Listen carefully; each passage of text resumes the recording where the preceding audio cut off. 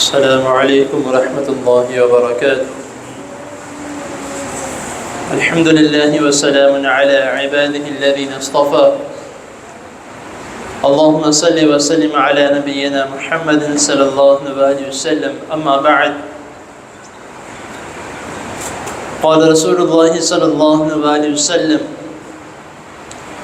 انما الاعمال بالنیات۔ حضرت محترم، اللہ تعالیٰ کی توفیق سے اور آپ دوست احباب بزرگوں کی دعاؤں سے حج کے احکام و مسائل آپ کے سامنے اختصار کے ساتھ بیان کیے جا رہے ہیں۔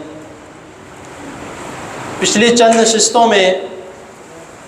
حج کی فضیلت اور حج کس عبادت کا نام ہے اور صحیح معنوں میں حج اور حج مبرور کیا ہے، اس کے متعلق چند باتیں قرآن و حدیث کی روشنی میں آپ کے سامنے میں نے بیان کی ہیں۔ ہم حج کا ارادہ کرتے ہیں، لیکن ہمارے ذہنوں میں اکثر ایک یہ بات ہوتی ہے کہ ہم اپنی جو نمازوں کی روٹین ہے، اپنی عبادت کی روٹین ہے، اور جب ہم اللہ تعالیٰ کے گھر جائیں گے وہاں جا کے ٹھیک کریں گے۔ حالانکہ اپنے شہر میں ہم پاسپورٹ بھی جمع کروا رہے ہیں، ٹکٹیں بھی کنفرم کروا رہے ہیں، ادھر بیٹھے ہم ادھر ہوٹل کے انتظامات بھی پورے کروا رہے ہیں، لیکن نمازیں ہم نے وہاں جا کے ٹھیک کرنی، اپنے عبادات کا شیڈیول ہم نے وہاں جا کے سیٹ کرنا ہے۔ جب سے ارادہ کیا ہے، اب جس طرح کہ آج کل کا ماحول ہے یا آج کل کے دور کے مطابق ہماری کوشش ہوتی ہے کہ جلدی سے جلدی جو ہے وہ ہم حج کا شیڈیول سیٹ کر لیں، جس نے حج پہ جانا ہے تو وہ جتنی جلدی ہو سکے۔ اب میں اگر ایک ایگزامپل کے طور پہ، ہم نے جن لوگوں نے حج پہ جانا تھا اس میں سے کافی لوگ ایسے ہیں جنہوں نے رمضان میں ہی اپنے پیکج بک کروانے شروع کر دیے تھے۔ رمضان میں ہی انہوں نے یہ سوچ لیا کہ ہم نے حج پہ جانا ہے، ارادہ پکا کر لیا، اور اس کے بعد پاسپورٹ جمع کروائے، باقی ویزا وغیرہ کروایا، سارا کچھ انتظامات پورے کروائے، لیکن شیڈیول سارا سیٹ ہے۔ نمازوں کے متعلق پوچھا جائے کہ بھئی ظہر کی نماز پڑھ لی یا آئیں ظہر کی نماز پڑھنے چلیں، تو کہتا ہے کہ میں حج پہ جا رہا ہوں، ادھر جا کے میں سیٹنگ کروں گا اور انشاءاللہ ادھر سے ٹھیک ہو کر آؤں گا۔ یہ طریقہ درست نہیں ہے۔ آپ نے ذہن میں بٹھا لیا ہے کہ آپ نے حج پہ جانا ہے تو اپنی تیاری شروع کر دیں،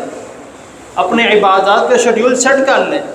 نمازوں کا شیڈیول اپنا سیٹ کر لیں، یہاں سے ہی ٹھیک ہو کر جائیں۔ یہ نہ ہو کہ ہم واپس آئیں تو ہم نمازیں شروع کر دیں۔ تو کچھ لوگ جو ہیں وہ اکثر اس طرح الفاظ کستے ہیں، باتیں بناتے ہیں کہ تازہ تازہ حج کر کے آیا، تازہ تازہ عمرہ کر کے آیا، کچھ دیر نمازی پرہیزگار رہے گا، بعد میں پھر اسی طرح ہو جائے گی۔ آپ اپنے آپ کو سیٹ ہی اس طرح کر کے جائیں لوگوں کے سامنے کہ نماز آپ نے اللہ تعالیٰ کے لیے پڑھنی ہے، لیکن دیکھنے والے نے کیا کہنا ہے جب آپ نے واپس آنا ہے؟ دیکھنے والے کیا کہنا ہے؟ اس نے کہنا ہے کہ ابھی حج کر کے آیا تو بھی تازہ تازہ بخار ہے، اتر جائے گا۔ اکثر لوگ یہ الفاظ بولتے ہیں، میں نے خود اپنے کانوں سے سنا ہے۔ تو ہم نے جب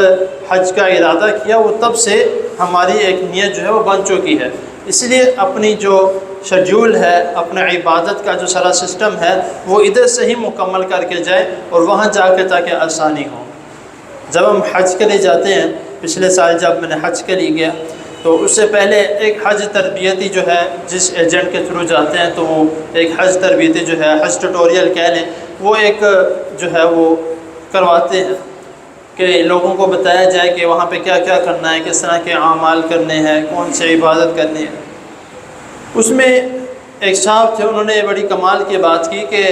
ہم ہر چیز کو تیار کر لیتے ہیں تو ہمیں جو وہاں پہ چلنا ہے، ادھر جا کے ہم نے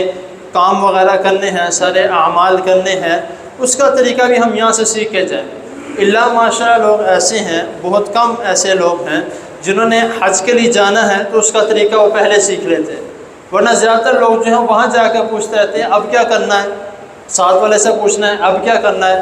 ایک بہت ہی مزاحیہ بات وہاں پہ کسی نے بول دی، شاید اس کو علم نہیں تھا، جس طرح میں نے کہا کہ کافی لوگ جو ہیں نہیں پوچھتے، وہاں جا کے اکثر سوال پوچھتے ہیں۔ ایک بھائی کہتا ہے کہ یار حج کے دنوں میں پتہ نہیں لگا عید کی نماز ہی نہیں پڑھی گئی،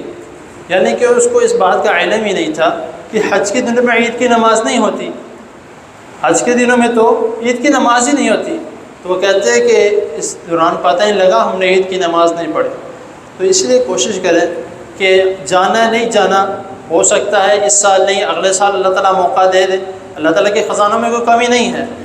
لیکن اس کا طریقہ جو ہے وہ ہمیں ہر مسلمان بحیثیت مسلمان ہمیں اسلام کے جتنے بھی طور طریقے ہیں، عبادات کے ہیں، کوئی بھی ہے، ہمیں کوشش کرنی چاہیے کہ اس کے متعلق پہلے سیکھیں۔ تو پچھلی نشستوں میں میں نے آپ کو اس کی فضیلت وغیرہ آپ کے سامنے بیان کی، تو انشاءاللہ تعالی کل سے ہی اللہ تعالیٰ کی توفیق سے اللہ تعالیٰ نے زندگی دی تو اس کے متعلق آگے اس کا حج ٹیوٹوریل، یعنی کہ حج کا طریقہ گھر سے لے کے گھر تک، یعنی کہ گھر سے چلیں گے اور واپس گھر تک انشاءاللہ تعالیٰ اس کا مکمل طریقہ میں اللہ تعالیٰ کے فضل و کرم سے تھوڑا تھوڑا، زیادہ نہیں، تھوڑا تھوڑا جو ہے 5 سے 10 منٹ اللہ تعالیٰ کے فضل و کرم سے میں بتاؤں گا، اور جن جن جگہوں پر پریکٹیکل کی ضرورت پڑی، مثال کے طور پہ احرام باندھنے کا طریقہ، اس کے علاوہ رمی کا طریقہ، اس کے علاوہ جو ہم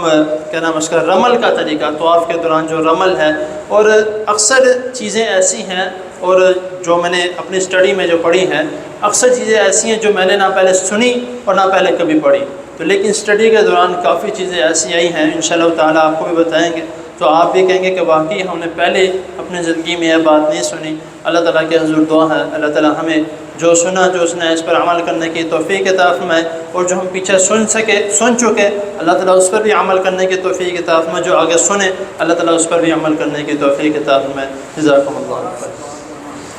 بیماروں کے لیے دعا کریں اللہ تعالیٰ سب بیماروں کو صحت کاملہ عاجلہ عطا فرمائے۔ الحمد للہ رب العالمین والعاقبۃ للمتقین، اللهم صل علی محمد وعلی آل محمد كما صليت على إبراهيم وعلى آل إبراهيم إنك حميد مجيد، اللهم بارك على محمد وعلى آل محمد كما باركت على إبراهيم وعلى آل إبراهيم إنك حميد مجيد، ربنا آتنا في الدنيا حسنة وفي الآخرة حسنة وقنا عذاب النار، ربنا ظلمنا أنفسنا وإن لم تغفر لنا وترحمنا لنكونن من الخاسرين،